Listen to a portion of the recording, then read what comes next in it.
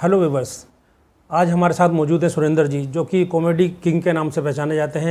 इनका जो है बहुत बड़ा इतिहास रहा है और आज की नई जनरेशन तो इनको अभी लाफ्टर चैलेंज फेम या कपिल शर्मा जी के शो से जानते हैं लोग, मगर उससे पहले से भी इनकी बहुत बड़ी उपलब्धियां रही हैं। फिल्म इंडस्ट्री को इन्होंने काफ़ी कुछ दिया है, टेलीविज़न को काफ़ी कुछ दिया है। सीरियल्स में जब एक वक्त था जब ब्लैक एंड वाइट का ज़माना था, उस टाइम भी ये इनके काम कर रहे थे इंडस्ट्री में। तो हम बात करते हैं सुरेंद्र जी से।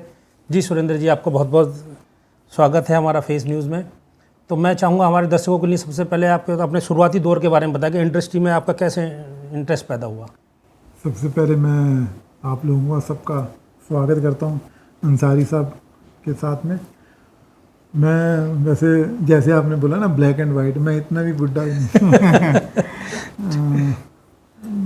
79 में हम लोग बॉम्बे में आ गए थे जी। तो उसके बाद में फिर कॉमेडी मेरी सिलसिला जो शुरू हुआ वो मोहर सिंह शेखर साहब। उससे पहले मैंने मेरी आवाज़ सुनो जी, जो लता जी का ट्रॉफी विनर, जिसमें सुनिधि चौहान जी विनर हुई थी, सिंगिंग कंपटीशन से शुरुआत हुई। फिर स्टार या कलाकार, मोहर Singh Shekhar, laughter challenge, comedy circus और सारे शो जो है मतलब चलते आ रहे अभी तक।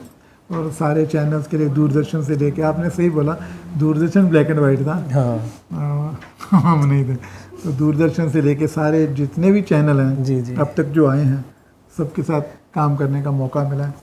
हमें ध्यान है कि हम जो संडे के संडे उनका शेखर साहब का प्रोग्राम आता था तो लोग जो है बड़ा इंतजार करते थे और भी कई सारे होते थे, मगर आपके एक पहले से पहचाने का आपने एक अच्छी पहचान बनाई है। तो मैं ये जानना चाहूँगा कि आपकी कुछ इंडस्ट्री के बारे में तो आपने बताया और सब लोग जानते ही हैं, मगर ये जो नई जनरेशन है वो नहीं जानती कि आपने पहले भी बहुत अच्छे काम किए हुए हैं और फिल्मों में भी आपने काम मेरा ख्याल शायद किया है।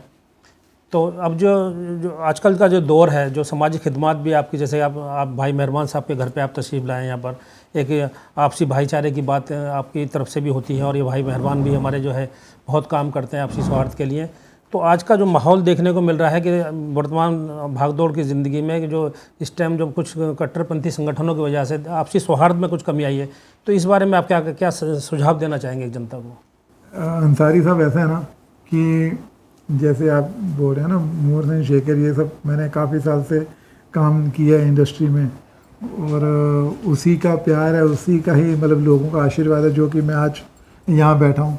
हमारे भाई साहब, मेहरबान भाई साहब, इनका भाईचारे का जो मिसाल है, ये खुद इतने सालों से इन्होंने संस्था ही बना ली। लोग तो भाईचारे की बात करते हैं, इन्होंने उसके ऊपर काम भी किया, करके भी दिखाया। और आज की जनरेशन में भाईचारा हम देखते हैं कि जब घर पे बच्चे बैठते हैं ना, आज की जनरेशन अगर 6 जन बैठे या 4 जन बैठे या 10 जन बैठे, सबके हाथ में मोबाइल होता है।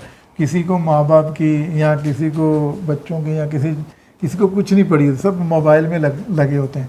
जो पुराना जो दौर था, जो भाईचारे का, जो मोहब्बत का, जो चीज़ों का एक दूसरे को समझने की कोशिश करते थे, जज्बात होते थे माँ बाप के साथ, बच्चों के साथ, और इस साथ में बैठ के खाना साथ में। आजकल तो क्या सब पहली बात तो खाना घर पे मिलता है, सब कुछ ऑर्डर पे ही हो जाता है। तो वो जो पुरानी चीज़ें, वो चीज़ संभाल के रखी है हमारे बुज़ुर्गों ने, हमारे जो मेहरबान भाई साहब जैसे अच्छे लोगों ने।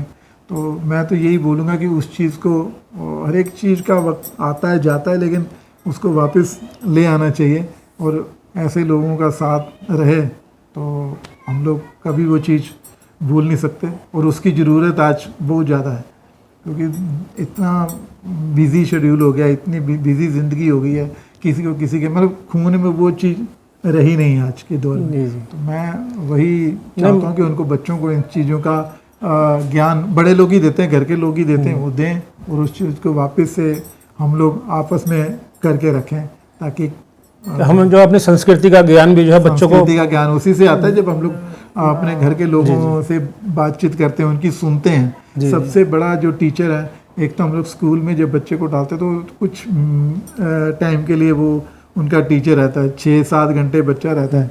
उसके बाद जो सबसे बड़ा टीचर है वो माँ बाप ही हैं, जो कि बच्चों को सही शिक्षा दे सकते हैं और उनको सही पालन पोषण कर सकते हैं। अच्छा खाना, अच्छी बातें, अच्छा जितना आप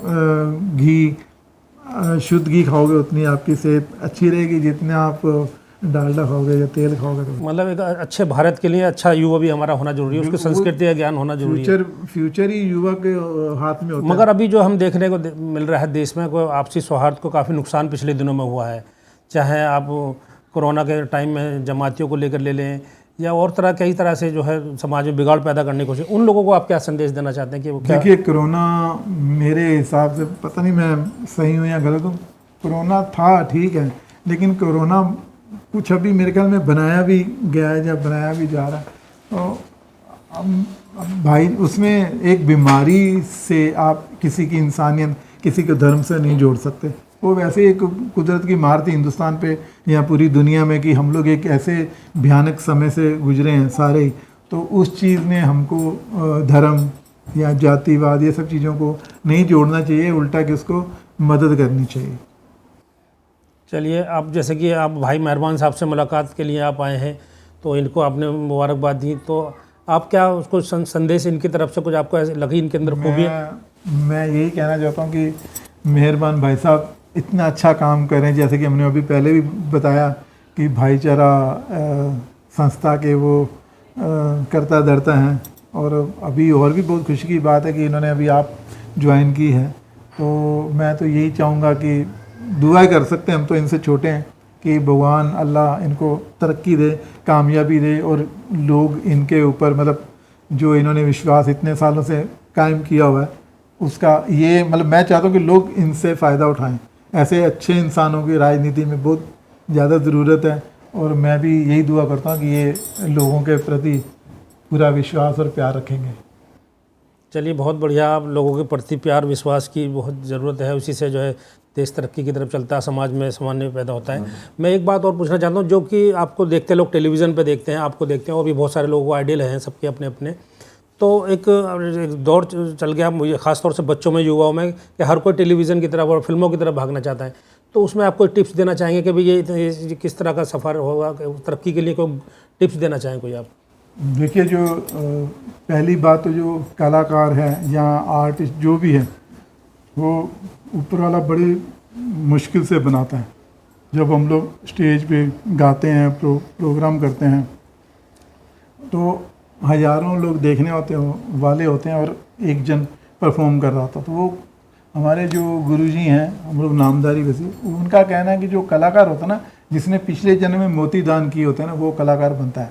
और आज हमारे ज़माने में ना मीडिया था, ना चैनल इतने थे, तो मेहनत तो करते, मेहनत अभी भी करते हैं।